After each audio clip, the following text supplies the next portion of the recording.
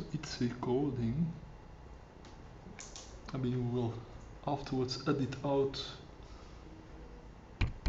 Yeah, and the microphone works. So I think it's recording actually. Now the PowerPoint needs to be started. Yeah? Yep. Okay, great. And how are these chairs? Are they kind of in shot, sort of? Sorry,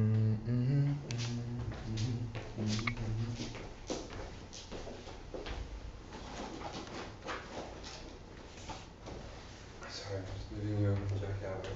Ah, okay. I think that's it. Copy warp. That's your first slide. Yeah. Okay. So how do I focus it? I think just sit anywhere for. Should I control anything? The camera maybe. Yeah, maybe you need to. But you will need this one to change the slides. And you don't? No. Oh, I can change the slides. I think we actually had a machine to, but it needs to be installed to do it with the. Okay.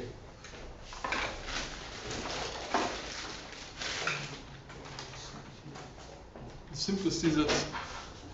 Do you want me to change the slides or you change the slides? I don't know. Let's figure it out as we go. I think if you just push the space bar, the space bar, it should work. Okay. Yep. And yeah, and now I need to see what the camera is recording so that I can point it in the right direction.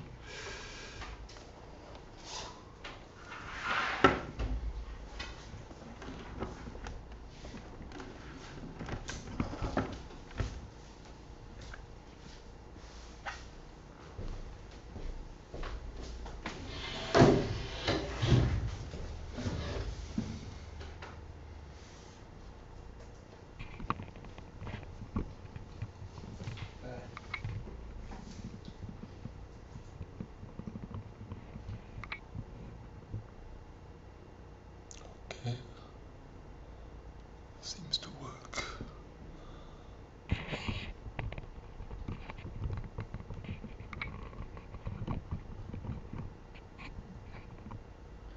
Like how the computers are connected to the water system. Yes. It can be dangerous. The water would start running through the cable. Refreshing. Okay, are we going? Okay, great. Just 50 minutes too late. Okay, great. Thanks everyone for being here.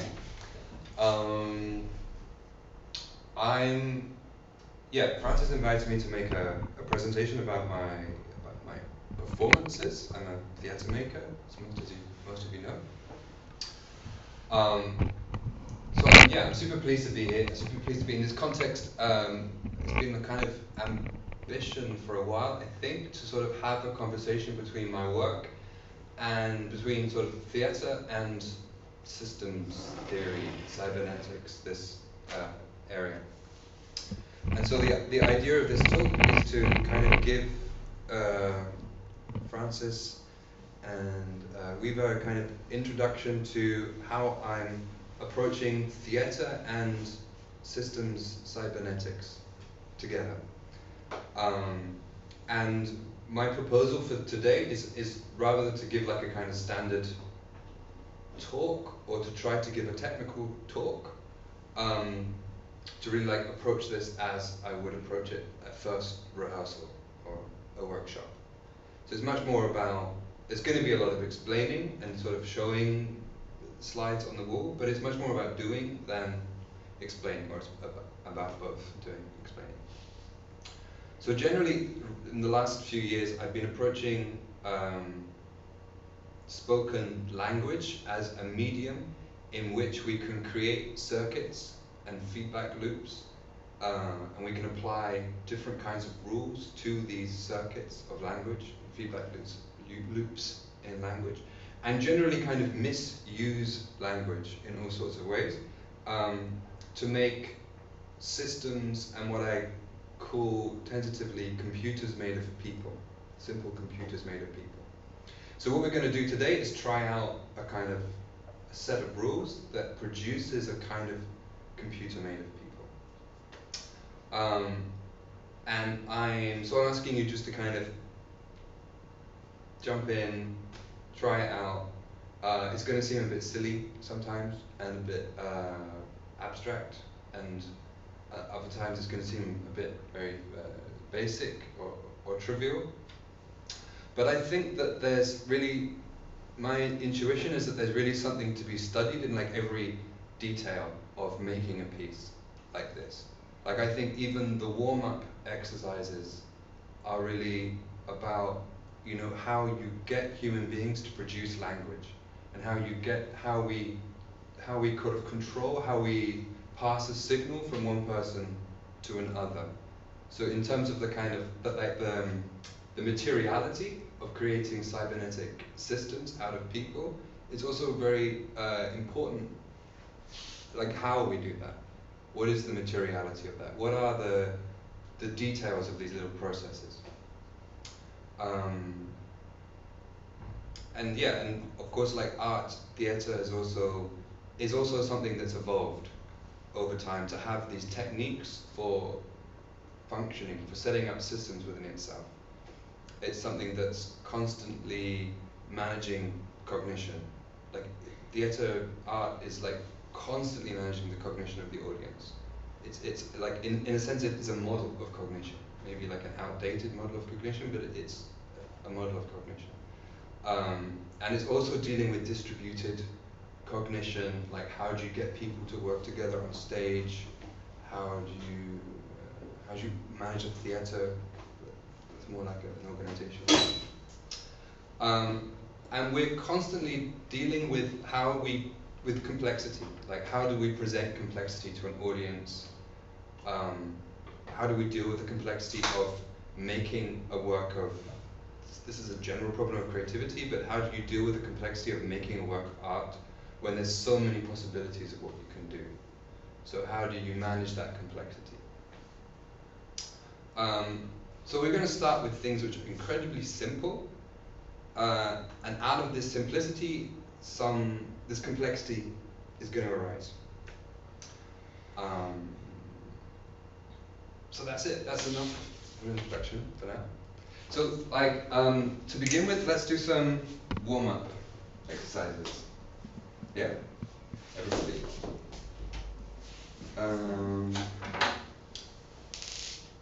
Squeaky shoes.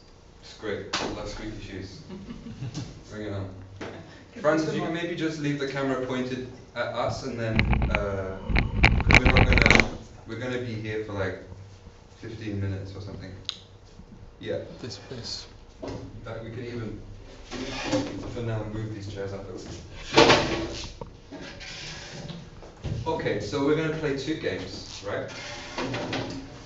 These games are fun, that's good, and also they're the kind of the two games that we always play to get language moving and to get signals moving from one person to another, and to get this part of the brain moving, which to sort of free up this part of the brain that just produces words.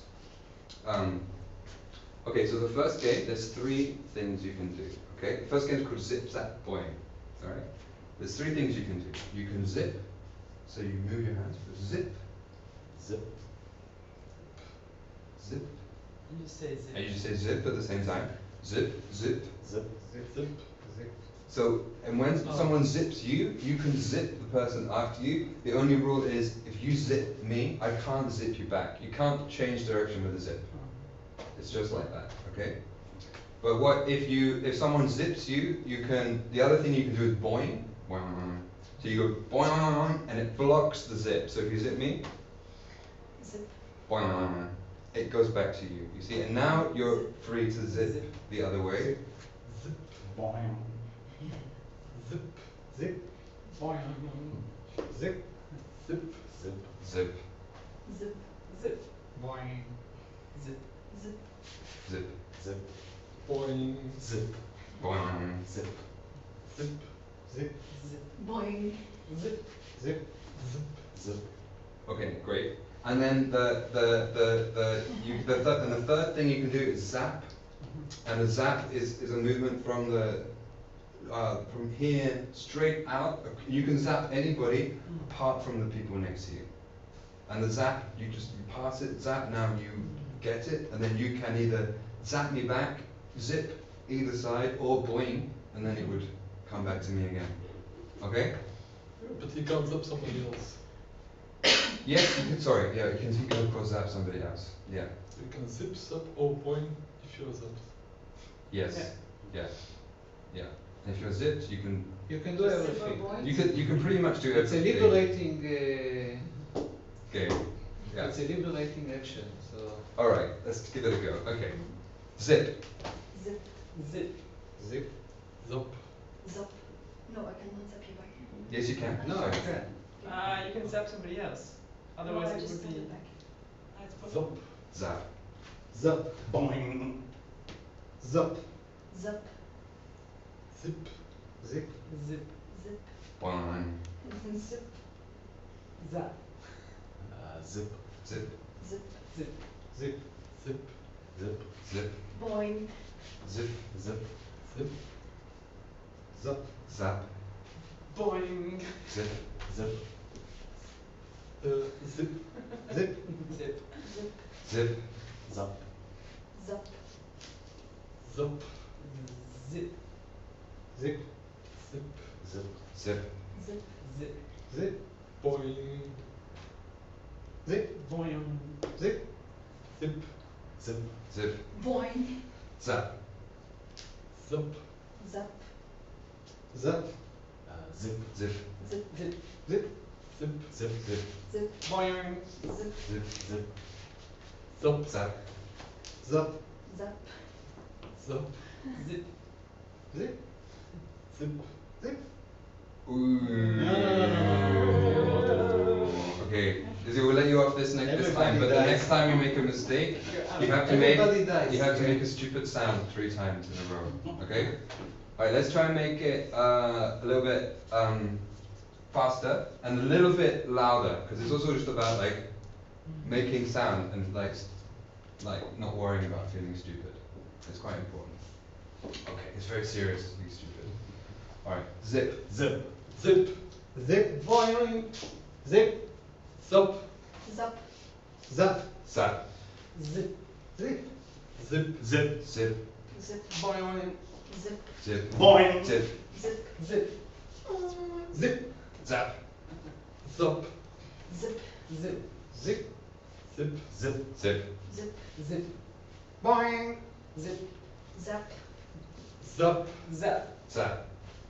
Zap. Zap. zap, Zip. Zip. zip, Zip. zip, zip, Zip. Zip. Zip. Zip. boing, Boing. zip, zip, Zip. Zap. Zap. Boing. Zip. Zip. Zip. Zip. zap, Zap. zap, zip, sorry, zip, Zip. Zip. Boing. Zip. Boing. Zip. Boing. Zap. zap, Zap. Okay, great. Right, next game. So this game Do is you notice with the point expansion that you can kind of throw the thing in the middle? Does that exist? You can, there's another sound, I forgot, like crash. you No, know, it's game just over? there. Yeah, it's like it's a kind of. it's like a really well-known performance game. And then Yeah. everybody is like still until somebody goes, oh yeah, it takes it and then it goes again. No, I don't know that one, but I know that there's like I know there are other rules people do use. Yeah. Okay. All right. So this game is called Tadada. It's basically a word association game and a voice projection game. So we go around in a circle like this. Everybody swings their arms in time. So up and down, up, down, up, down. Okay. And then one person, I'll start, is going to say a word on the downbeat. On the next downbeat, the person to my left is going to say another word that they associate with the first word. And on the third downbeat, everybody is going to say both words and then the phrase ta-da-da. No, I didn't understand. Again. Okay. Should we just do it? I think it's easier to like explain by doing it than to like try to explain it. You know, right? Yeah. Yes. Okay.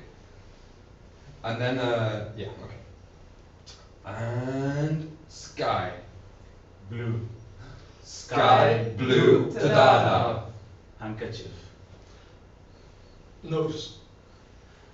Handkerchief nose ta-da-da. Dog. Cat. Perfect. Dog, cat ta-da-da. Wall. Wait, sorry, we was go. Sorry. Car. Bike. Car, bike ta-da-da. Hair. Sorry. Wet. Hair wet ta-da-da. Wall. Bean. Wall, bean, ta-da-da. Okay, so now we've all been around once, right? We get it. So now the trick is you have to go on the downbeat. So when it's like you can't think twice, 3 times, you just have to like, on the next downbeat, you just have to say the first word that comes into your head. Yeah, but after we say ta-da-da, how many beats are that until you? Yeah, I None. don't. I'm not gonna count either. Then immediately the next one starts. Immediately the next person. Immediately after the ta-da-da. Yeah, so it's like red, blue, ta-da-da. Gorilla, chimpanzee, ta-da-da. Yeah? So it's about not thinking or accessing that part of your brain where you just let out the first thing that you think of on that moment. It doesn't matter what it is. Oh, the doesn't have to be association with the word. Yeah, it does have to be association with the word, but it will anyway be. Like you don't have to make the best association or worry that it's a stupid association or whatever, a rude, like unconscious association, just So it should be an association, free association, like without thinking about it. yeah. Okay. Alright. Okay.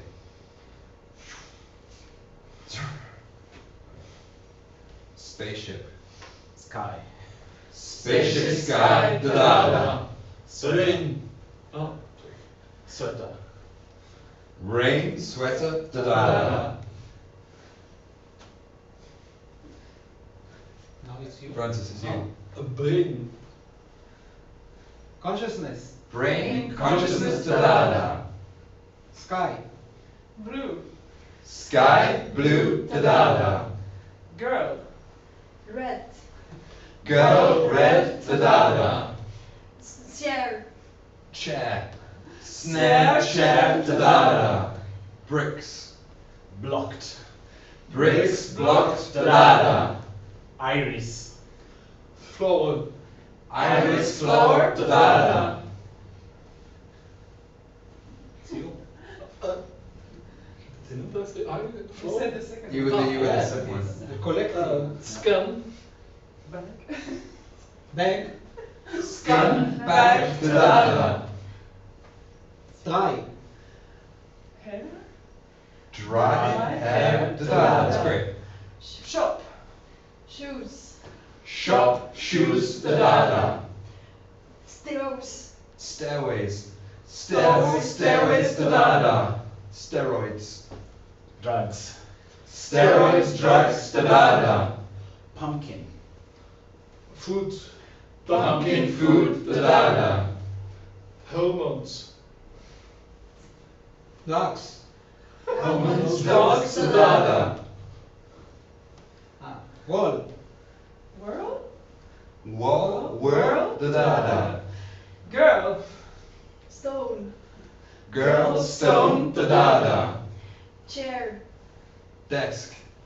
Chair, desk, da-da-da. Neuron. Firing. Neuron firing, da-da-da. Skin.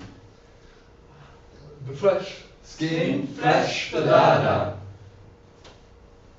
Body. Fluids.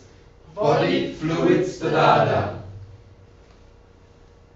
Skin. Skin. Tone. Da-da-da.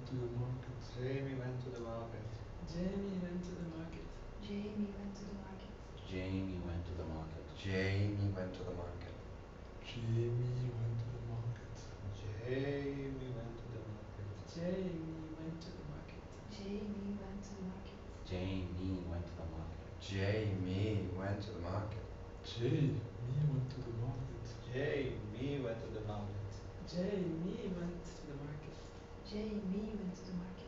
Jamie went to the market. Jay and me went to the market. Jane and me went to the market. Jane and me went to the market. Jane and me went to the market. Jane and me went to the market. Okay, great. So there we're warping it, and I think even there was the warp even started to become a kind of like something else in a way. We'll come to it in a second, but it's like there were actually you started to apply a kind of transformation to the text, where actually it was somewhere between you're warping a word, but it was also a bit like swapping one word for another. Like it was very clear that it went from Jim to Jamie or something. I think it was very direct.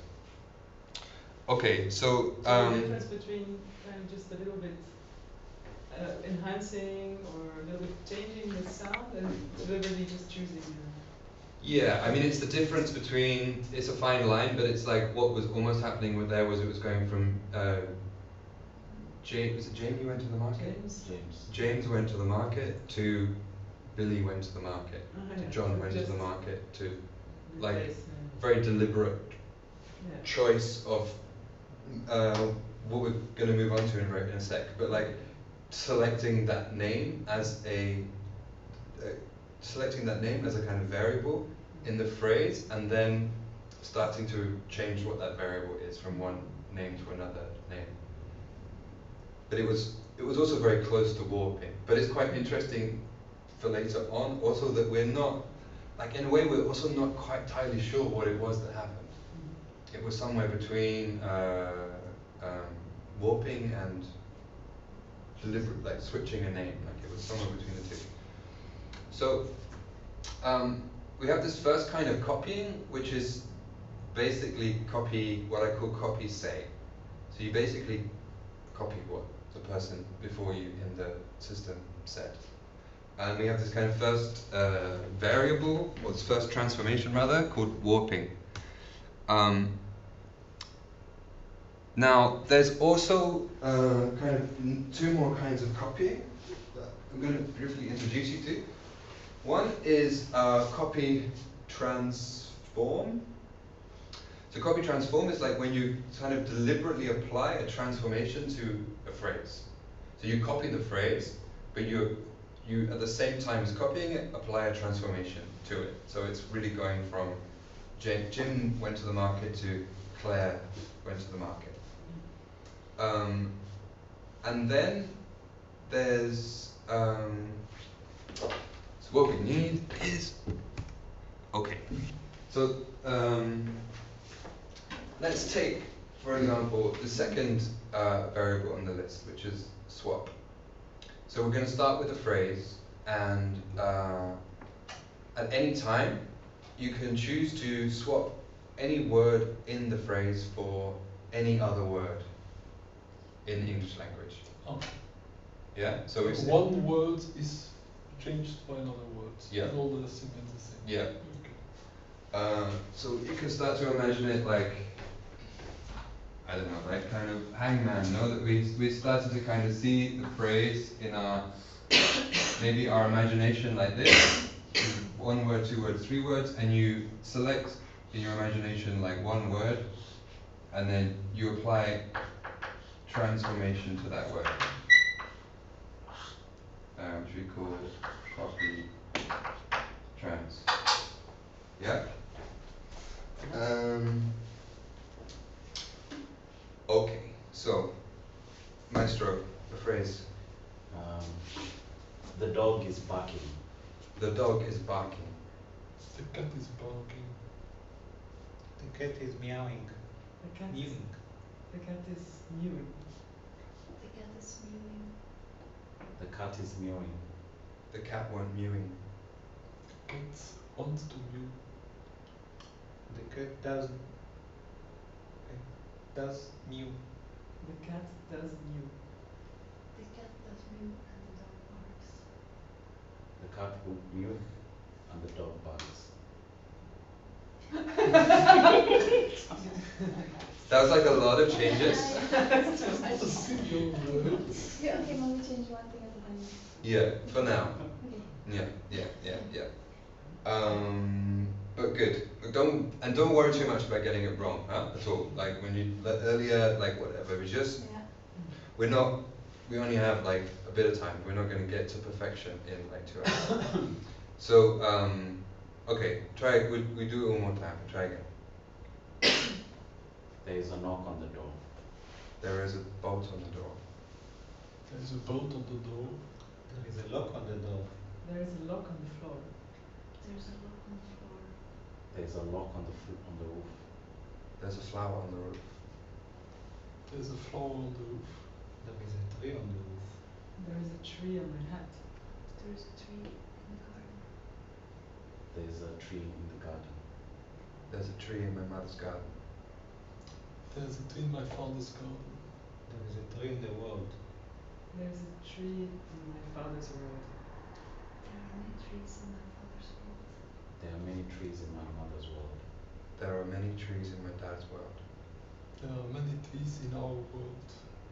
There are many trees in the matrix. There are many T's in the matrix. There are many TTs in the matrix. There are many M's in the matrix. There are many T's in the matrix. There are many T's in the matrix. There are many cries in the matrix. Cries. Cries.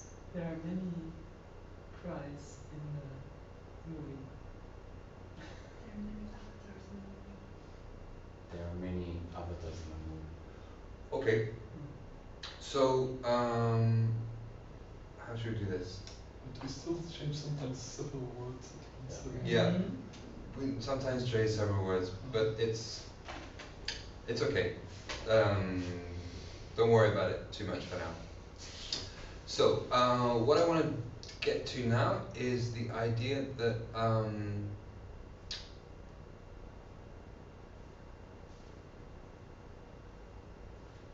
okay, there's two things. So when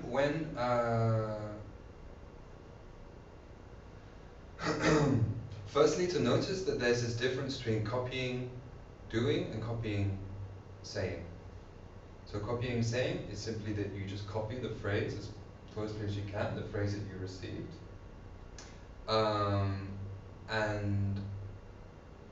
And copy do is to copy what the person before you did.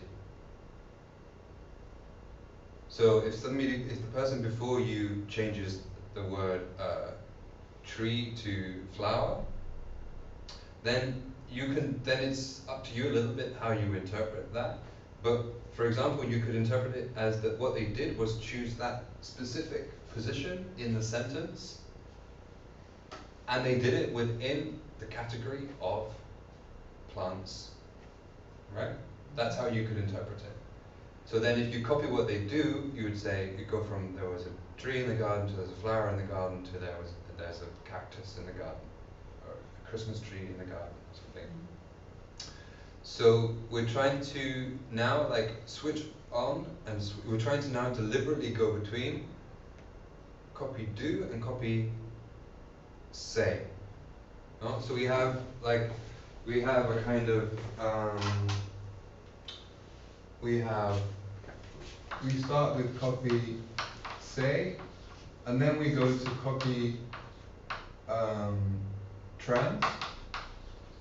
So we make a change, and then we go to copy. Then if someone goes to copy do, they try to make the same change, and then the next person can try to copy do and copy do and copy do for now, until it's no longer, well, until it's no longer doable, or we get lost, or bored, or yeah. So you cannot go back from copy do to copy say. You can, but What, which condition?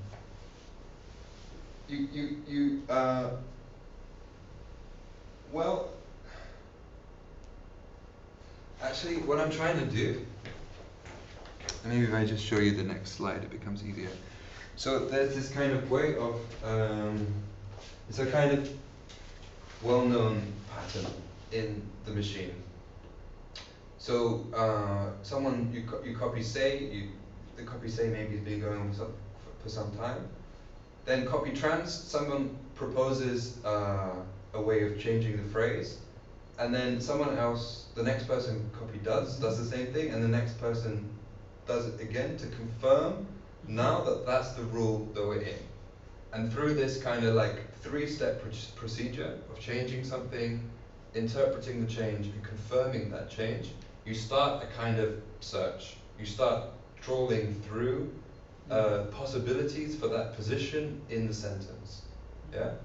And then the way to end the search is to, you've been copy do, copy do, copy do, copy do, copy do, and then if you go back to copy say, you basically repeat what the person before you said, and the next person copy says, and then let's say the next person copy says again. By that point, it's become clear that that is the phrase that's been selected, or the word that's been selected in that position.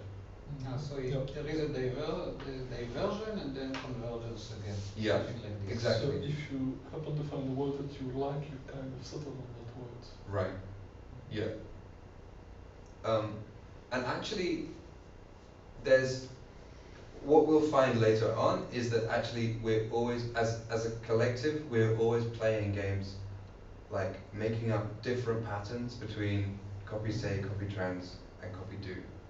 And the different patterns, they can all produce something different. But these are like really clear patterns to go from copying what someone says to then varying something and then selecting something. And the reason we're practicing it now at the beginning is mostly to kind of have a kind of an awareness of when we switch from one mode to the other mode. So that otherwise it tends to become like a kind of arbitrary, otherwise there's moments where it just becomes a big mess. Sometimes you copy, sometimes you don't copy. Yeah?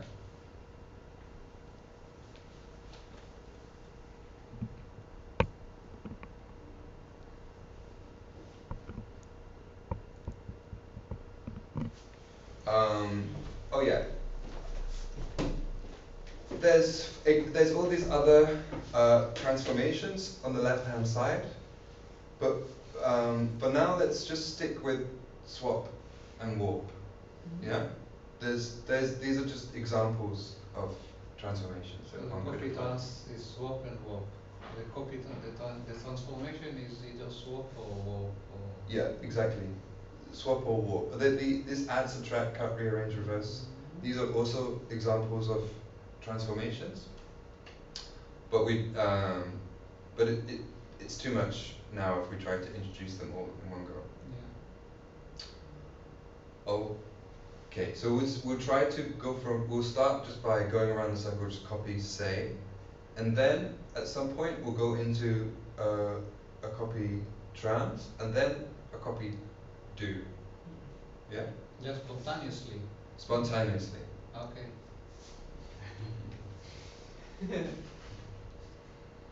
Alright? Okay. Okay. Do you want to propose another sentence? My sister is a doctor. My sister is a doctor. My sister is a doctor. My sister is a veterinary. My sister is a veterinarian. Okay. Let's go around the circle once before we do the spontaneous change. Okay. Just so that everyone gets a bit into it. And then if we're doing the start stage, we go from copy trans to copy do. So effectively you're copying not what he said, but what he did. Yeah. So we have to go straight. We can't say copy say anymore. Yeah, I see. Not if we try to do this little section of code. Yeah, I was confirming this. Okay. Yeah. Sorry, it's complicated. And we're going fast, huh? Like I'm rushing through it because I know we only have like a little short time. Shall I just repeat the same So sentence? what's that copy say say then around copy trends? Or no? Yeah, sounds great. Around one copy trans and then copy do. We actually still have time because I mean we started an hour late. We can as well continue an hour late. Yeah, but I mean, we'll see how, we're not going to get through everything. I know, but Limited. you also have to get going at some point.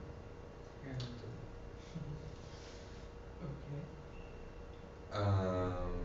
Let's give it a go. Because for me, I would like to show you a few more things just to kind of give you a sense of how it works. Yeah. I can also just talk you through it, like the last bits, just to demonstrate it. But anyway, let's go. Ready? Some sentence. Yeah, go on then.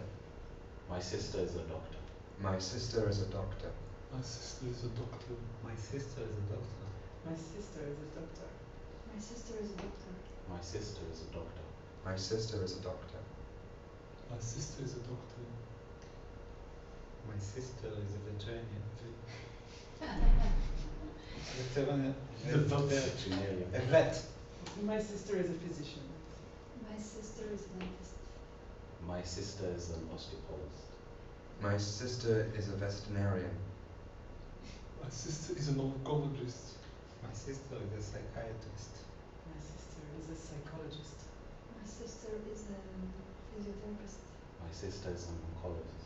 My sister is a fitness trainer. My sister is a kinesiotherapist. My sister is a physicist. My sister is an aerobics trainer. My sister is a dancer. My sister is a movement artist. My sister is a ballerina. My sister is a dancer. My sister is a producer. My sister is a movie buff. My sister is a swimmer. My sister is a runner. Pause. Okay, great. So we made this kind of variation generator, right? Okay, so let's try now to go to the ending. So we keep going with the copy do. My sister is a ...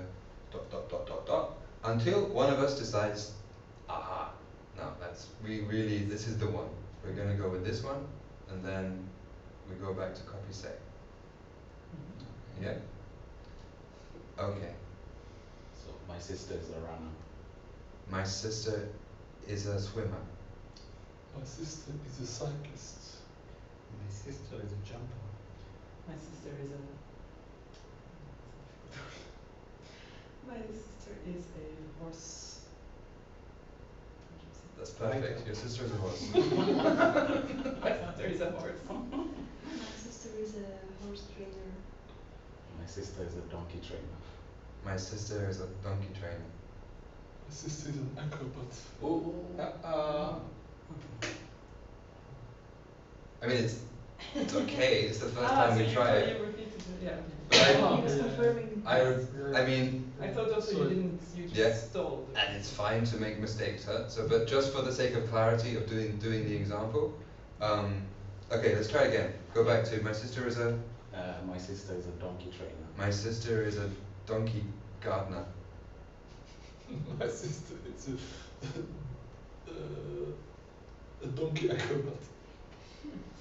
My sister is a camel rider. My sister is a fox rider. My sister is a bike rider. My sister is a bull rider. My sister is a bull rider. My sister is a bull rider. My sister is a bull rider. My sister is a bull rider. My sister is a bull rider. My sister is a bull rider. My sister is a bull rider. My sister is a bull rider. My sister is a bull rider. My sister is a bull rider. My sister is a bull rider. My sister is a bull rider. My sister is a bull rider. My sister is a bull rider. Okay. Great. So that's that. So let's just like look briefly at these other variables, right? So for example, add. So add is just adding a word. You can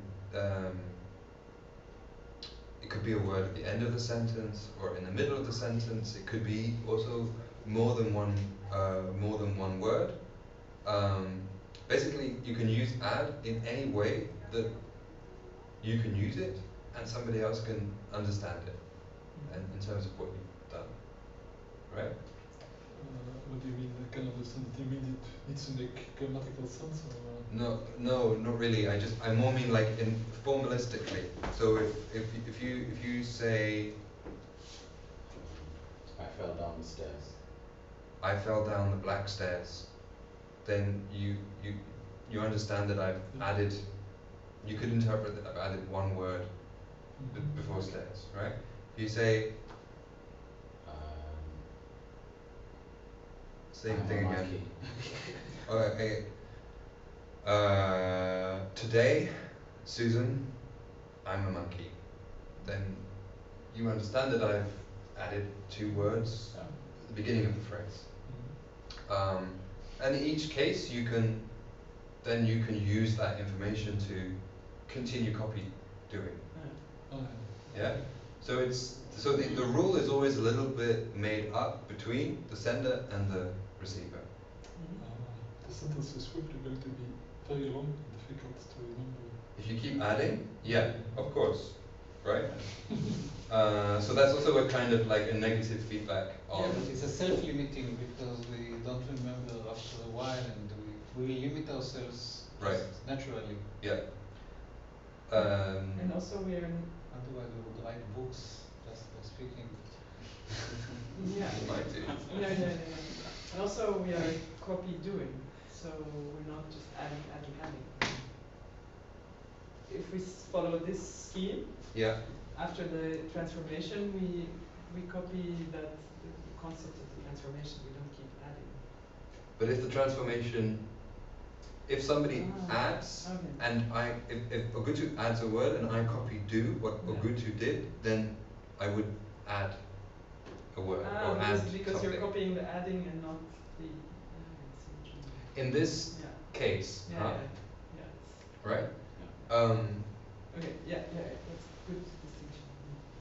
But I have to pace how quick the rate at which I give you information. No, you're smart people. It could be that Ogutu like adds something, right? And what I do is I copy him, but I do another kind of copy trans. So I copy swap. I copy trans with a swap, and so I'm proposing that we swap words instead. And you copy reverse. You reverse the copy trans reverse, and you copy trans reverse it again. Let's say so whatever. Let's not get too caught up in the What details. does it mean reverse? I'm not sure that I understand. To reverse the sentence, to reverse to the sentence before. No, that would be undo, I think. In my parlance, normally reverse means changing the black cat to the cat black the. Ah, okay, just order of words. Yeah, really simple. Yeah. One thing maybe that add and subtract are actually the same action. So it could be self-balancing if you can either add or subtract. Of course. Yeah. But anyway, what I was trying to say was, in this case, it could be that he proposes that we add words. I do a copy trans in effectively proposing that we swap words. You do a copy trans effectively proposing reverse words. And then if you were to reverse words, in a way what you would be doing was you would be like interpreting that transformation. You would be interpreting the fact that no, what we're going to do is we're going to reverse words. And then if you again reverse words, you'd be saying like, hey, yeah, totally, that's what we're doing, we're reversing words. And by the time it got to you, we'd all be simply a copy doing, yeah. So we each do another action now? But that's a bit complicated. Yeah, it's complicated. Huh? Yeah, Okay. I feel that I would. Let's just for the sake of it, just go briefly. We don't have to do all of them, but just go through a little bit the list just to get a feeling for that. Yeah. And we follow the order? Yeah. So we first add. So I'll just do them briefly. So it's like add is, we did add already. Subtract is the reverse. So I have a monkey on my back. I have a monkey on mine. I have a monkey. I have. I. Cut is like a radical subtraction. So it's a little bit difficult to keep going. It's normally something that only happens once. So it's maybe a little bit misleading to put it in right now. But it's like, it's what happens when you have a really long sentence, like I have a monkey on my back on Tuesdays, I really don't know what to do about it. And so, and then it gets a little bit much, so someone just goes, cuts it and just goes, I have a monkey. And then we get back to a phrase that's a little bit more manageable. Reverse, or rearrange is, I have a monkey on my back, I have a back on my monkey. Reverse. Monkey on my back, I have. Have I? That's yes. reverse, Yeah. Yeah, so you can have a lot of fun Yoda with this one, especially if you. What's also nice sometimes is to kind of keep copying doing until you really can't anymore. You know. So with like rearranging, it could often be that the game is to somehow collectively figure out all of the variations of I have a monkey on my back, which is takes a bit of time and it's quite fun. Not is a bit like is like reverse, but like in a logical sense. It's about kind of inversing the sense of a statement, either just inserting the word not or. Timing is changing the timing of a sentence. So I have a monkey on my back to I have a monkey on my back, or I have a monkey on my. Oh no, actually that's more like speed, isn't it? Timing is more like I have a monkey on my back. I have a monkey on my back. I have a monkey on my back. I have a monkey on my back. And voice is, I mean, it's very broad, but it's like kind of doing anything with your voice, changing any variable in your voice, like getting louder, quieter, putting on an accent. There's also a lot of, you can, I mean, for example, maybe someone takes a statement and kind of puts it into a certain manner of speaking. So rather than saying, I have a monkey on my back, saying, yeah, you know, I have a monkey on my back. It's sort of like adding a character to your voice or something. Content. Yeah. Yeah.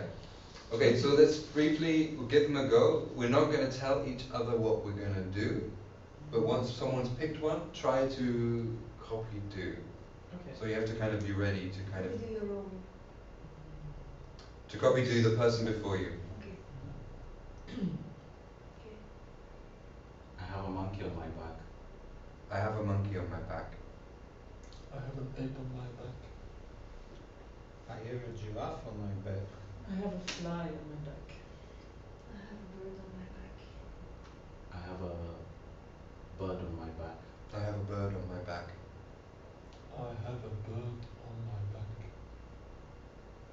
I have a bird on my back. I have a bird on my back. I have a bird on my back. I have a bird on my back. I have a bird on my back. I have a bird on my back.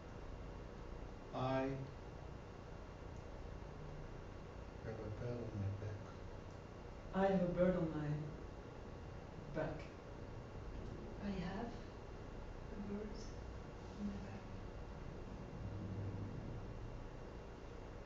have a bird on my back. I have a bird on my back. I have a bird on my back.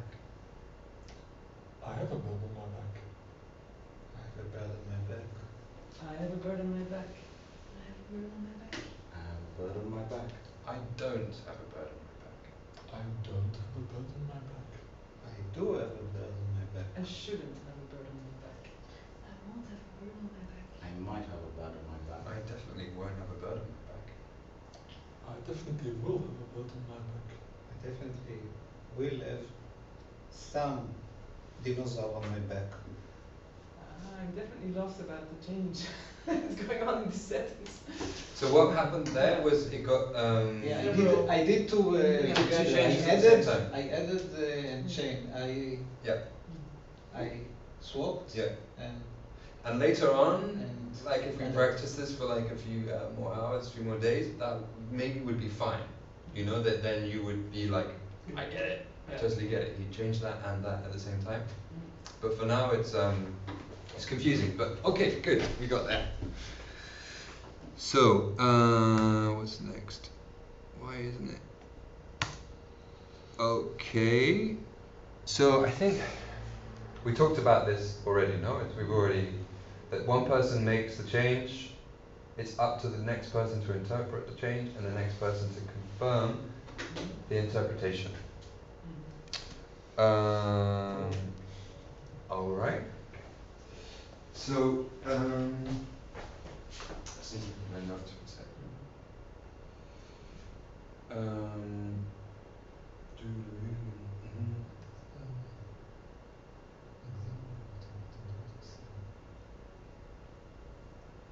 So I think what's also really, I guess it's kind of interesting. It's kind of obvious, but it's really interesting to point out anyway.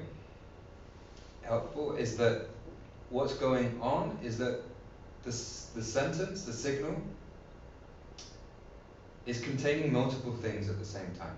So it's containing the words, it's containing the semantic content, but it's also containing the change within itself. It's also containing, and it's containing the rule. We can infer from the change the rule which allows the sentence to change. Yeah? It contains. An example? Can you give an example? So yeah, so if you go from the apple is red to the apple is green, the person that has received effectively both of those phrases. So we had the apple is red here before Guto, and the apple is green here. So when I get this, I have the information that the apple is green, but I also have the information that the variable is this word here on green. So that's now shifting. I also have the information about the category, that the category is color.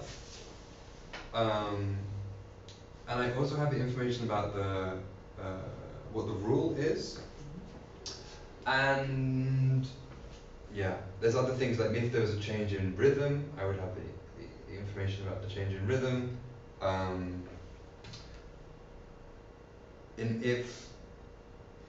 That's it for now. If there were more changes going on, maybe there would be like a pattern of changes. But the important thing is that there's no need. Like I could sit here and I could sit over here and be like a theater director and say, okay, copy say, copy say, copy say, copy do, copy do, copy say, copy say. Like now we're gonna use swap. Copy say swap, copy say swap, copy say swap, copy say swap. I could tell you what to do at each iteration. But actually there's no need for me. There's no need to have an external person telling you what the input is and what the rule is. It's all contained in the sentence itself is also an instruction about how to keep changing the sentence. You can also involve the code words inside the sentences. Reverse what I said, or reverse the monkey is on my back. So sometimes we can also do that. Yeah, you can also send clues to each other. Yeah. Self-referential code. If we have some time, I'll play you like a short clip of us performing the piece, and maybe you'll see also that sometimes we send these little clues to each other about what we're suggesting to happen. They do that a bit in carnival, no? Like in the carnival bands, they have certain melodies which are also instructions about what to do next. Okay, so the next question is, I guess, what could we do? No?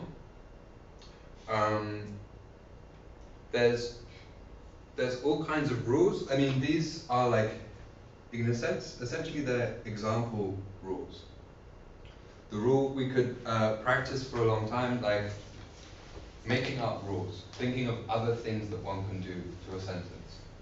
And you could also do it, I guess, with never done it, but you could, if you had like a line of mathematicians, you could do it with numbers, right? And they could all propose different transformations to the mathematics and deduce what each other was, what the rule was by what had happen to the number.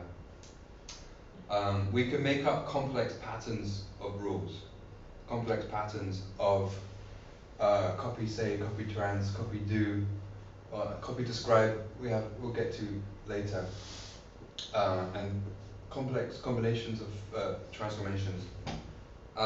We can try to make systems for thinking about a particular topic. We can try to run the machine and see which structures help us to come up with variations on a topic which are more useful. Or we can or you can think of structures which are good for making music, like musical shapes. I wanna quite a lot of that already.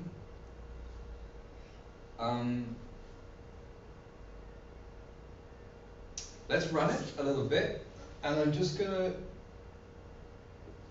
talk a little bit. We're gonna play, I think, with this here. So we have it's just a special case of swap is swapping the subject in the sentence. So it's simply about, rather than saying my mother is a gymnast, saying her mother is a gymnast, or your mother is a gymnast, or its mother is a gymnast, or the machine's mother is a gymnast, or the system's mother is a gymnast, or the economy's mother is a gymnast.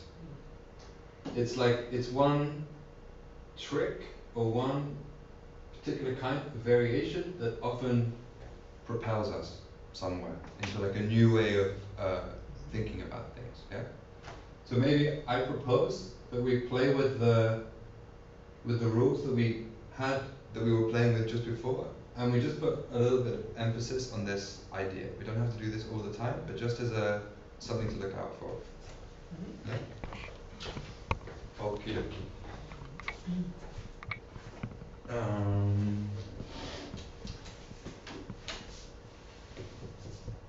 Ready? So it's now subject, change of subject. Oh. Yeah, I mean that's like a particular kind of swap, swapping the subject. I'm saying that we'll put a bit more emphasis on that, like a bit more weight on that one. But you're also free to play with any of the things that we've played with up to now. Okay. So is there a difference between the actual subject, like the mother, and so you could say the father? You could swap it by the. Yeah. Or is it really like its mother, her mother? There a difference? No, just to make sure. It's about the subjects. It depends. It does not matter. Can we play? I think we can play with it. With Yeah. both? Yeah. Okay. Do you want to start sentence? And where do we start now exactly? Because Any sentence in the world. okay. And it does not be related to any of the words or ideas. No. Okay. Any sentence in the English language. Okay. My mother lives in the countryside. My mother lives in the countryside. My mother lives in the countryside. My mother dwells in the countryside. My mother dwells.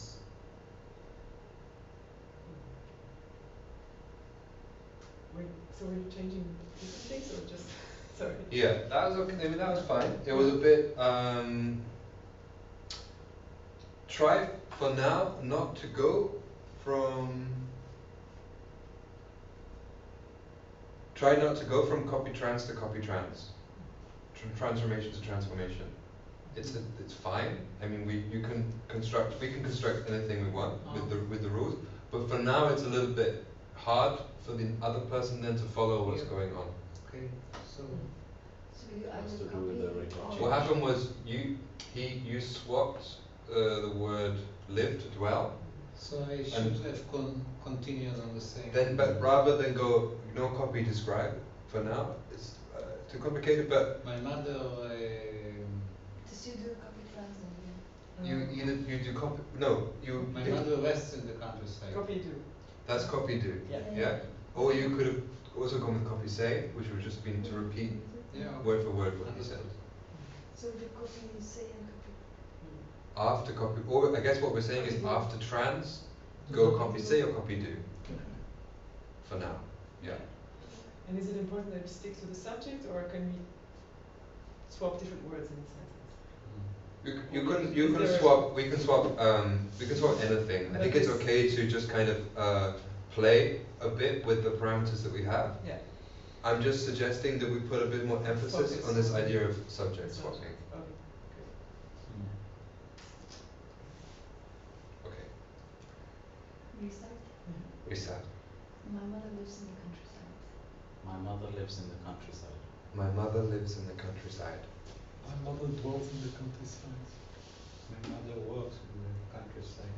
My mother sleeps in the countryside. My mother wanders in the countryside. My mother walks in the countryside.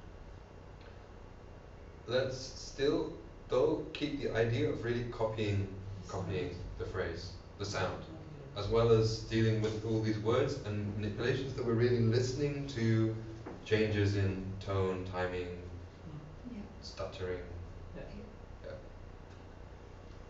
My mother walks in the countryside. My mother walks in the countryside. My mother walks in the countryside. My mother walks in the countryside. My mother skips in the countryside. My mother skips in the countryside. My mother skips in the countryside. My mother skips in the countryside.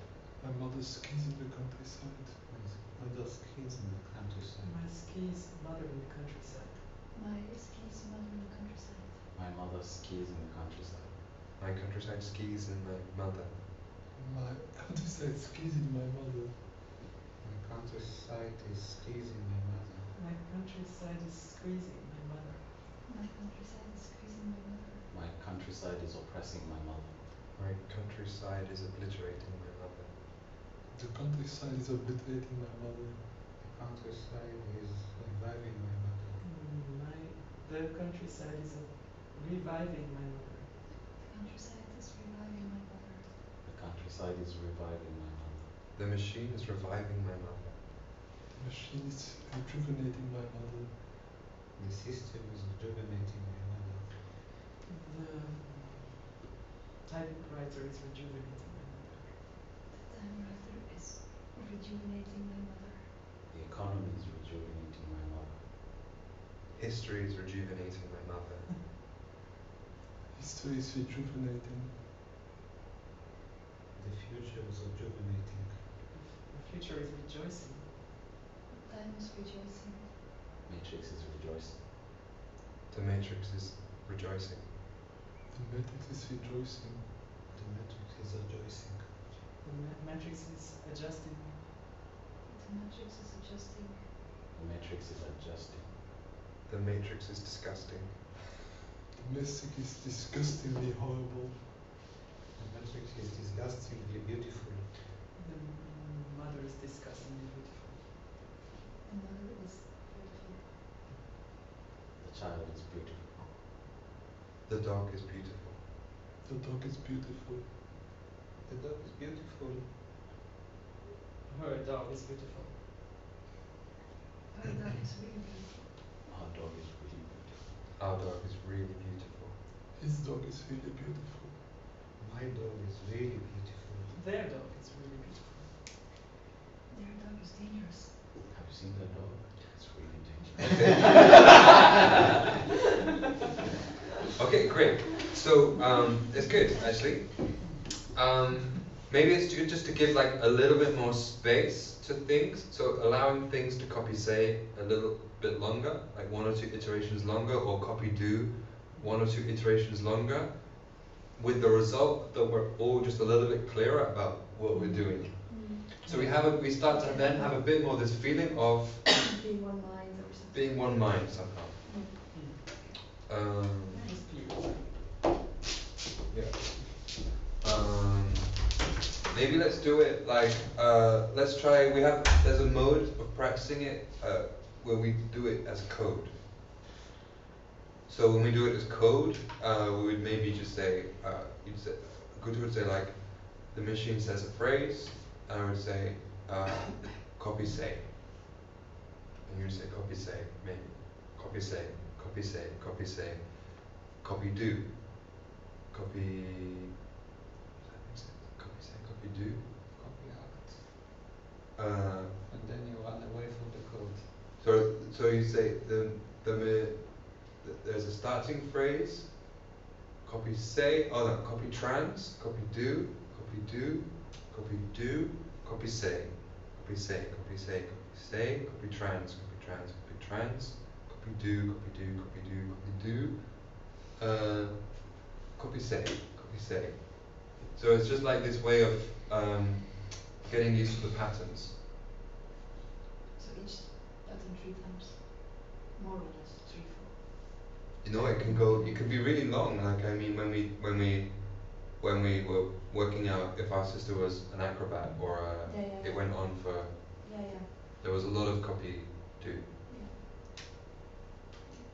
Yeah. Yeah. Is that helpful or is it just too confusing at this point?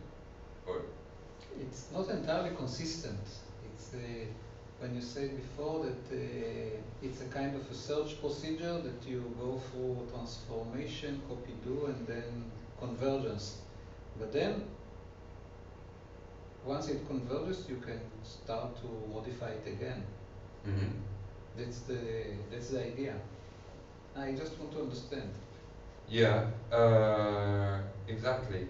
Maybe you've like finished searching like one term in the sentence, and then you say like, okay, we've discovered that she's an acrobat, or we've discovered that the word acrobat is in the sentence. Now we're gonna modify the word she.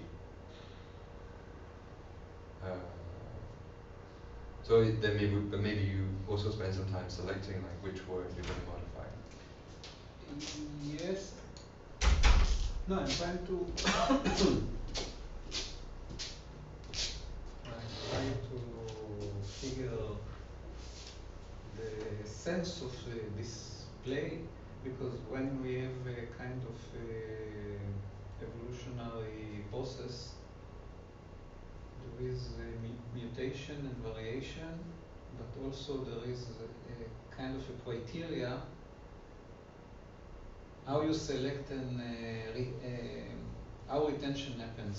Mm-hmm. And here it seems like arbitrary. Yes, the retention is just I decided to repeat what Francis said. So, which is kind of a subconscious selection criteria. Maybe just like the sound. Or yeah, but if the selection criteria is moving as fast as the variation, you just get some kind of noise.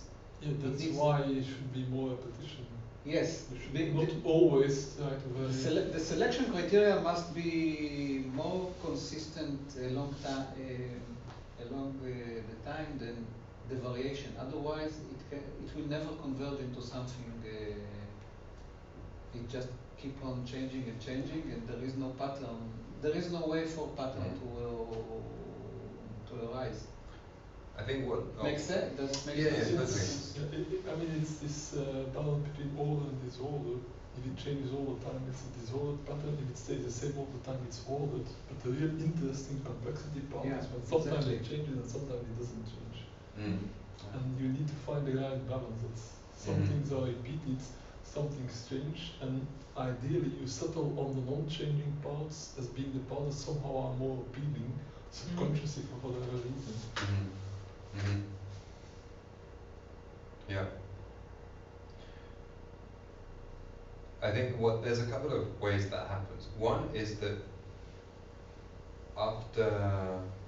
it's also about the amount of time. If we spent, like a couple of weeks or a month, like practicing this together, collectively we would start building these areas of interest. We would start finding these kind of connections with each other, or we discover these places that we liked going to, or that we found interesting somehow. But you can also set the rate of change, like introduce Yeah, Mm. that's true also. Yeah. There's also, yeah. as part of a code, I guess, that we know. Yeah. Yeah, which from the outside watching the machine, I saw it twice. I thought that was in place, that there was some kind of switch, but only after 4. I don't know. I was wondering about it, but it looks like there's a kind of rule according to when you have to repeat and when you can change. Yeah. That's the truth. There's also an idea called the rate of change. So we basically. So you say there is a kind of a self-organization after a period of time. The same individuals doing this kind of, they converge into some kind of unsaid or unmentioned rules of how many repetitions. So it's between 5 to 7, usually not more than 7, but not less than 5. Something like this. Yes, as an example.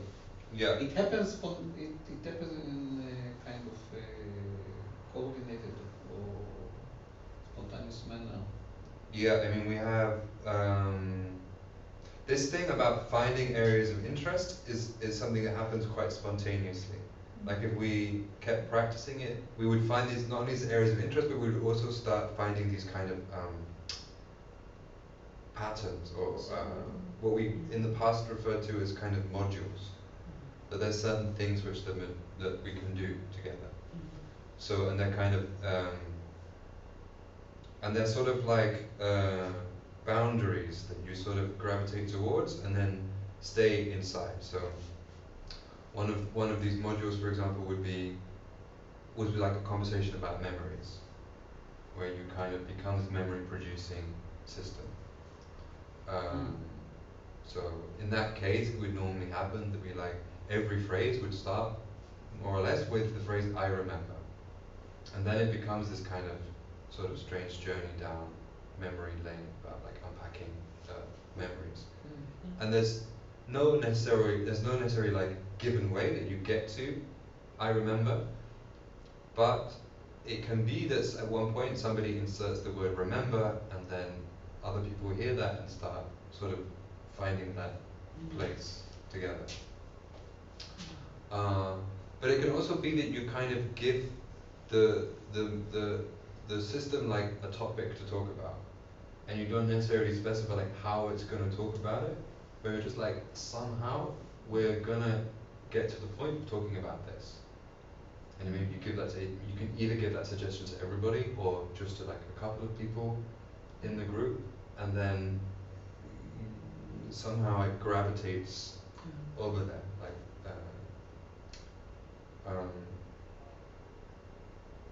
But yeah. But this thing with rate of change is also, it's just really, so it's like a kind of rough thing, but if these are like the steps, so the people, then basically at the start of the piece we would say, okay, if there's this is the rate of change, or the changes. So these are the steps, 1, 2, 3, 4, 5, 6, 7, 8, and so on.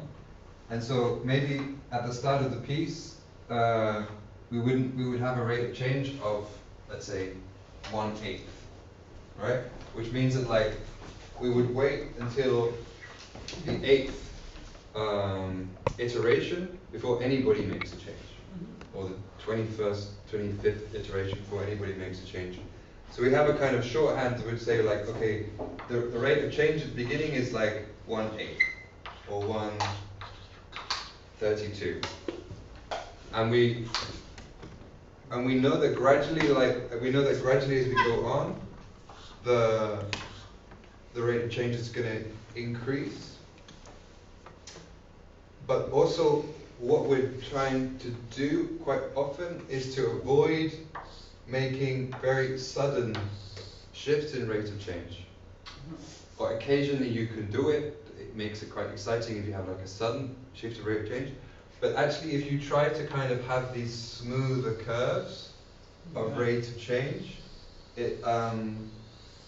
it somehow gives the system a kind of stability. It stops it from racing off so much. Yeah. And it's, so everybody in the back of, all the performers in the back of their mind, alongside listening to the rules, listening to the sentence, you're also keeping track a little bit of what the rate changes. So here we have like a bit this flow of somehow a bit this kind of flow of what the decisions are that each person's making to go up. Yeah. I think this rate of change is also a little bit what I told you before about disorder and order, that you need a balance between order and disorder. If it changes too quickly, you will have too much disorder. If it's always the same, it becomes boring. So the real complexity, what makes the interest, is the variation in the balance between order and disorder, between change and stability. Yeah. And I think it's quite interesting that we sort of give in the process, in a way you sort of end up giving that part over to a kind of musical sensibility. That's what music is, combination of repetition and change. Yeah. And so and I think there's even like some performers in the machine who are almost doing the whole piece sheerly only on a musical sensibility. Like once they get a bit sense of how it changes and how it moves, they're able to kind of somehow calculate the rest just sort of like on ear, you know. Okay. Let me just check my notes a bit.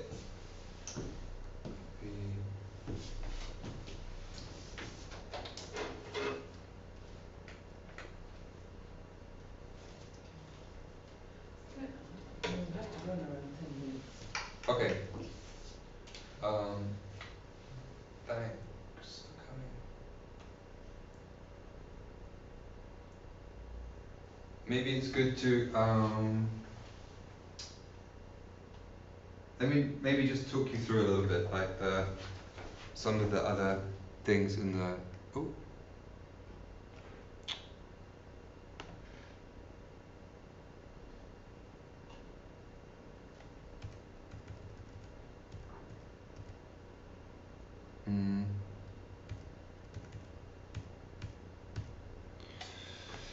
So this it's quite complicated, so we won't necessarily get there today.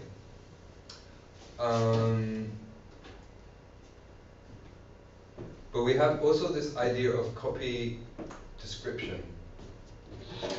So copy description is when you copy, what you're copying in a sense is like the essence of the situation. So you rather than copying the phrase and applying some variation to the phrase, you might just re-describe the situation that you're in. It's like you're kind of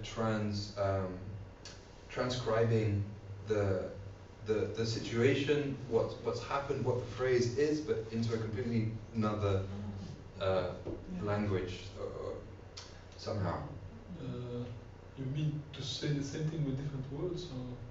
Yeah, you can really go like quite far with it. It's sort of kind of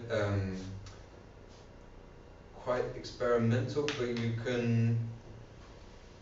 could, for example, make a metaphor about what was said. You could, a classic one is to say, if I'm next to Ogutu, to say, well, if you say something, I'm sitting on a chair. that's already quite meta.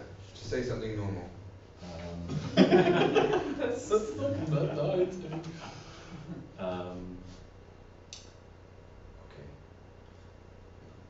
Okay. Something. Okay. Okay. So if you and I could say, Ogutu said okay. Okay, that's meta. Or the person next to me said okay. or the component before me said okay. Yeah. And then you could say if you were then to copy do, you would then try to again say make another meta statement about my Orion meta said statement. that, or good to said that he's okay. Yeah, great. For example. What did you mean by saying that Orion said that Ogutu said okay? So now it's already quite complicated, huh? Because he's like, yeah, he's like making somehow a meta statement, but he's also delivering it to him, and he's also changing the tone. Yeah. So there starts to be like a few things going on there already. Winter likes to make things complicated. Expertise.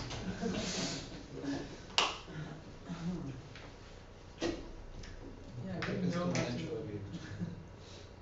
For example, you could make it simple for yourself. You could say like, "How dare you say that he said okay?" Yeah. And you could say, "Hey, it's okay. You're allowed to say, how dare you, that he said it's okay." And then you could say, "It's okay." But this is already a combination of a few rules that are not exactly copy describe, because okay is different. It's a bit difficult to re-describe. But that's, yes, I think it's a true. bit because in a way when you're complexifying Yeah. what they did, then we're I did copy do actually, because you complexified him, so I complexified you. But then you It's can not say me. that she complexified you. Yeah. So then it's I didn't do anything extraordinary. It's copy do, but Yeah. complexify and describe aren't maybe the same thing. Yeah. That's why it gets complicated. But notice also that what's interesting is that in a sense, all of these rules are indications of something. What's really going on is that I change something. I make a change, whatever change, and you have to try to interpret the change. You have to make it between us. We make a rule up, and then you try to apply that rule. And in applying, you end up producing some language, and then you then have to try to now determine what the rule now is. Yes. So it's something about this passing of information, that it's not really like in one belonging. The meaning isn't happening in one person or the other. It's happening between you. But nonetheless, we tend to gravitate towards certain kinds of rule making. There's certain kinds of rules which tend to emerge in the situation. Yes, because I think that based on one example, it's very difficult for me in this communication to make the rule. So actually, I try to discover the pattern which is going on. I'm using all the information, not only the information that passes between us. Yeah. And this is how it happens. And I think that at least the way I felt while doing it, it was the easiest and simplest way to do. I just discovered the pattern and I used it. Yeah, that's exactly right. That's exactly, I think, how it works. So I thought that I discovered the pattern, yes. Yeah. And that list is a reminder of the kind of patterns that you can expect. Yeah. We had these other core patterns before now about like kind of starting a search and ending a search. These other are kind of core. I talked about this one already, about proposing different transformations and then selecting the transformation and then continuing with the copy do of that transformation. There's copy say. Yeah, then this is like, and the next one is the one that starts copy say, is basically about just doing two things at the same time. Which one? the one that's, see it says more core patterns, and then there's copy trans A, B, copy trans A, copy trans B, copy trans C, and then the next section that says copy C, A proposes a rule, and then the next person does it, but they also propose another rule at the same time.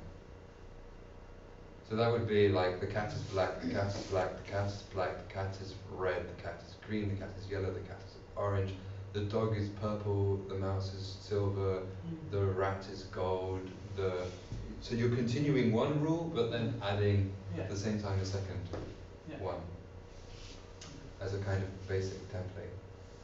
Like so there's a class, there's a thing that we really enjoyed doing in the machine. If you come to the top of the right hand column, about reprogramming the machine, of trying to find ways to like reprogram the system whilst we're inside it, as a kind of exercise. So one of my kind of favorite example is changing the direction of speaking. Yeah. Like the zip thing is.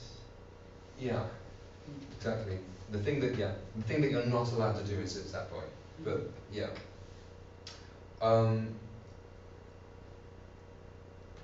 Should we try it without? But maybe if I don't explain it too much more, and we just try it. Which pattern? On the top right? Yeah, top of the right hand column. Yeah, but reprogram can be different things? Yes. Or it's... Because basically, if you're able to get into a description, right, then you're able to describe, in a sense, how the machine is operating. So if you describe, say, like one person speaks after the other, but then you apply a transformation to that description of the system, and then you enact that. Sorry, it should be copy enact, not copy trans. But then you enact that transformation, then you can then somehow reprogram the situation that you're in. You take it as like a literal instruction for changing the rules. Sure. How do you reprogram? It's a deliberate. It is something that you. I'm not sure that I understand how to do it, or what is the difference between what we did till now and reprogramming. Well, if there's a difference between saying copy enact is when you okay. So it's like this. If we start with a phrase that okay, I am speaking, and you change it to I am sitting, and you change it to I am standing. But then, as you say I am standing, you stand up. Yes. Or the next person This is stands up. reprogramming. Well, it's a kind of enacting. Yeah. It's a kind of enacting of what's being done. So you're changing the mode from simply saying it, like it's just words, it's just sounds, to actually acting out what you're doing. Okay. And once you sort of allow that as a possibility, which doesn't seem so far-fetched, you say I'm standing up, to stand up, or to say,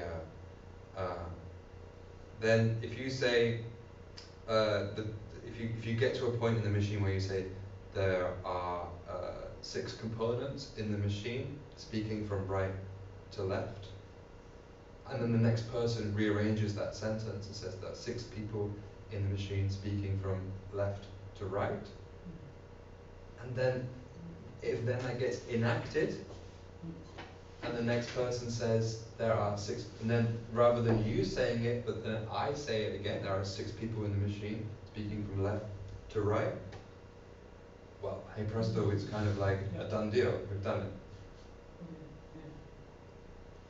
So it's also this complicated. Yeah. Yeah, it's complicated, right? And you can be well put your attention to it. Yeah. Yeah, but so the reprogram cannot happen out of the blue, because it's not like I decide to make a new rule in the way that we can do with sentences. Yeah. It has to be announced. Yeah.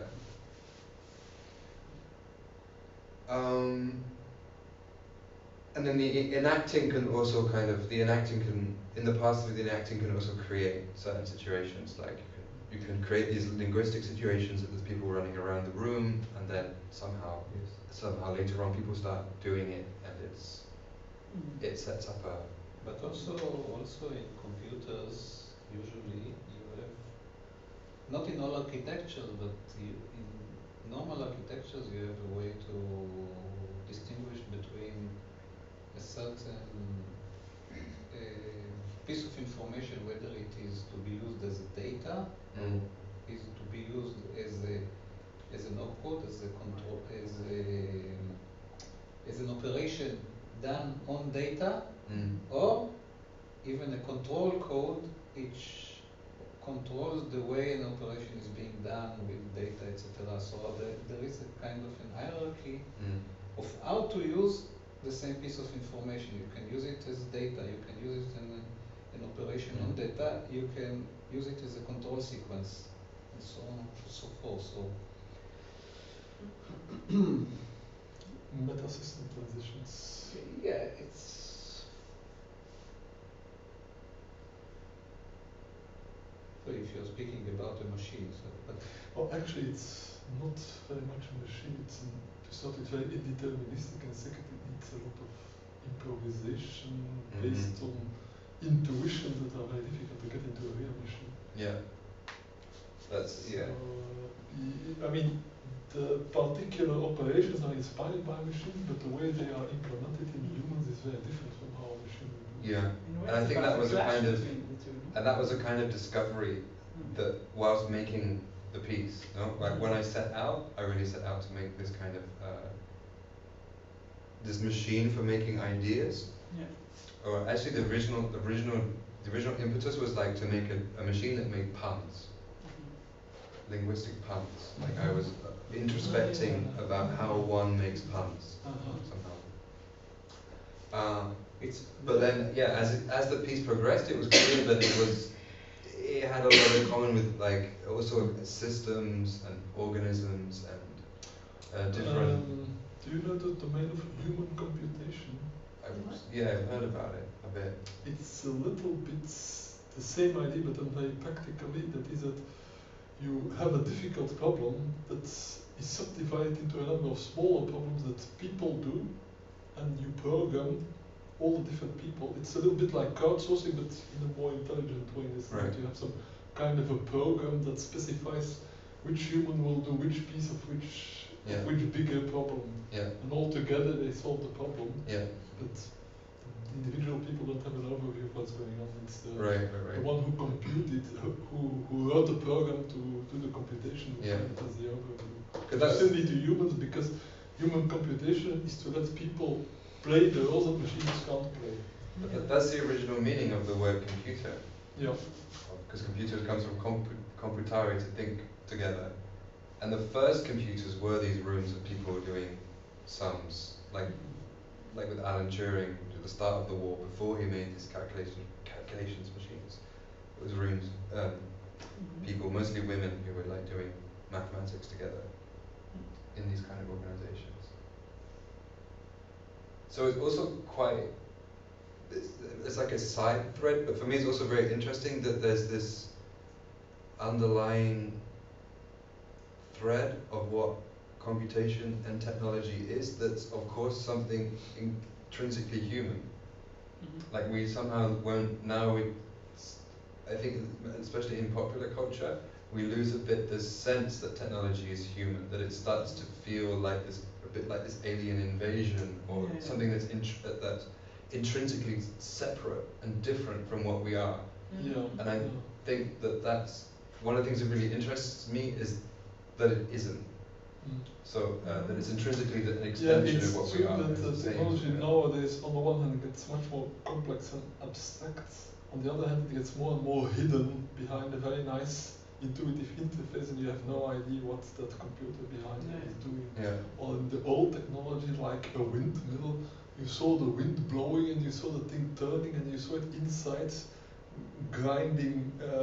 It was a technology where you could see what was happening, you understood it. And some parts might have been people who had to push certain levers and so on, so there was indeed Yeah, the but- machine and the people were not separated. I'm not sure about it actually, because from our standpoint, from our perspective, it's pretty much straightforward to see this windmill turning and the grinding of the whatever the The wheels. millstone. Yeah. Yes, but I'm not sure it was as clear to the people that lived then as it is clear to us, because we are already trained to think in mechanical terms, but I'm not sure that Well, at least the people who even if operated this- those windmills, I'm pretty sure that because you They- can yes. see the whole movement, you can Yes. see how one thing makes another thing Of course, turn but and how. also a hacker today Yeah. knows exactly how the computer works, but you don't and I don't. And grasp the complexity. maybe then the peasants that were bringing the Yeah, probably the they peasants couldn't didn't see know. what the fuck is going on. I get it inside wheat and I get some flour back and I don't know exactly. Yes, it has some connection to the wind, etc., but I really don't exactly know how it works. Because, let me give you another example. Even today, there are watches that are mechanical. And when we look into it, we know that it has some kind of a mechanism that counts It's the very time, complicated.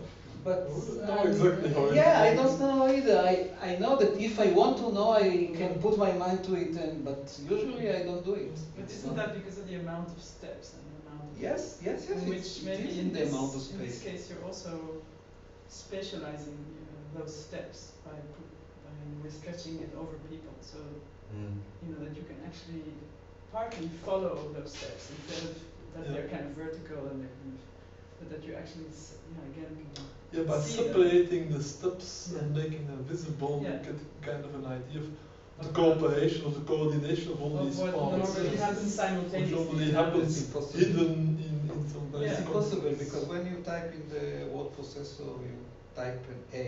Yeah. There are at least thousands of computer Okay. operation. Just when you type, and 1,000 is a really understatement. I think maybe it's 10,000. It's just the routine that is which is stabilizing the push button Yeah. is already maybe 200 of codes. Yeah. So if you want to write something like a sentence and you start to follow what the computer is doing, it's not going to. You know why this is particularly interesting for what we are doing now? Because we are working in our group on distributed intelligence. The idea of distributed intelligence is that you have some distributed problem to solve, and you have to do it with lots of different people and lots of different computers and other machines together that need to work coordinated. But to coordinate them, you need to know how do the different components of the action needed to solve the problem, how does the one go to the other. And you cannot program that system as yet. It's not like a computer where you have a programming language that arranges that all the different processes work together. The typical example you're now thinking about is a city. So a city, they speak about smart cities that use computer technology like sensors for traffic and so on that arrange traffic lights. But a really smart city is a city that uses the intelligence of its citizens, for example, to point out that there are certain problems and to suggest solutions to those problems. But then you need to coordinate all these things because different people see different problems, have different priorities, have different capabilities. Different technologies also have different capabilities, and you want to coordinate all that. And part of the problem is for us to again become aware how all these things can get coordinated, how the action of the one may be prerequisite to the other, and how the action of the one may inspire the other to do something further. But that's typically a non-deterministic machine. Because if I put some ID on, the example I was looking at just now, a website of the city, like saying there is an empty space there where a house has been destroyed 20 years ago and nothing happens to it, why don't we make a little park out of it? People can react to it, but maybe not in the way you thought. Maybe they will tell you, sorry, that the terrain is polluted, it can't be used for a park. Or that's a great idea, let's immediately start. It is one operation triggering the next. And that is what you are doing, but there is freedom. there is a certain predictability in the sense that there are certain operations that people have in mind. There is a simple copying operation, which is the simplest one. So there is a certain order in it. There is also disorder in the sense that you don't know what the next person is going to do, and what the next person is going to do may be something quite creative. Even though it fits within a pattern, there needs to be enough of a pattern that the activities are coordinated. So my topic at the moment is coordination. Coordination means arranging actions in such a way that the effect is synergetic, so that together they can achieve much more than if they were not coordinated. And usually people understand coordination in some way of some kind of a program, a deterministic program where everybody does everything according to plan. Yeah. But that works almost never in reality, especially for complex things like, let's say, organizing a city. So the coordination must be much more flexible. There must be these points of creativity, of indeterminism, where one person does one action, which triggers another person to another action, but you don't know what the next action will be. Hopefully it's an action that's synergetic in the sense that it extends or improves or solves the problem put by the first one. But it could potentially be just the opposite. It could be somebody saying, what a stupid guy are you to suggest such a thing? But I think my experience with this piece is that it's really the time spent together discovering structures and patterns is really important. Like it's really crucial. So maybe that would suggest that one would need to kind of create structures where people can kind of experiment with creating different kinds of organizations, like organizations of actions and of ideas and actions and reactions, and then seeing what those produce. And then over time you would maybe look for common patterns within those different organizations, which then could be in turn become a kind of a suggestion of best practice for people to set up their own organizations with each other.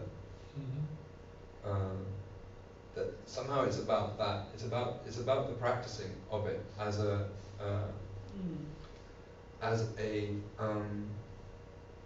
what do you call it? As a process, as a mode of being, together. Yeah, because I guess doing this makes you aware of a system, so that you're not just a single individual where you just say something, but that you're serving something, right? That's we're trying to follow a pattern, and the thing that you put into it is secondary, or that's how I experience this. Well, we start out from, okay, we have to try and follow those rules, and then I'm not thinking necessarily beforehand about speaking about my problem with the house next door, but the first thing is the pattern we create together, and maybe that's crucial in in my definition of a system, so I'm a systems theorist, it is precisely this idea of synergy or coordination, that the elements of the system, the components of the system are not just doing whatever they want on their own, and they're also not just rigidly all doing the same thing, but they are creating some kind of a synergy so that the whole is more than the sum of the parts. So that you have the feeling that the system as a whole achieves things that people, if they would have done it alone, wouldn't have. If you would have that each of them produce sentences on their own, and then put all these sentences together, the effect would not have been as elegant as if you put them in this kind of system. I've been thinking about your first slide, which there was only a single word, copy. And from the standpoint of something as experimental as you are doing, I'm thinking about a kind of an alternative to the whole organization. Because if we speak about creativity, the problem is not finding creativity. The problem is taking the basic state of infinite creativity and to constrain it in order to get some kind of an order or pattern, etc. So suppose that you start with infinite degrees of freedom. Everybody does whatever comes to mind. And then, slowly, you start to impose certain restrictions, as restrictions in copying the timing, or copying the rhythm, or copying the voice, or copying the meaning, or copying this, but all of these are coming after. They are just trying to restrict the infinite creativity, but the point of departure is infinite creativity, and then finding ways to constrain it. And maybe if you try it as an experiment, there will be completely different results. Because right now we operate in a manner, in everything that we did now, we operate in a manner that we are quite accustomed in society, in personal communication, etc. There are certain unwritten rules. We are educated since we are children to follow these rules in order to allow a coherent communication, etc.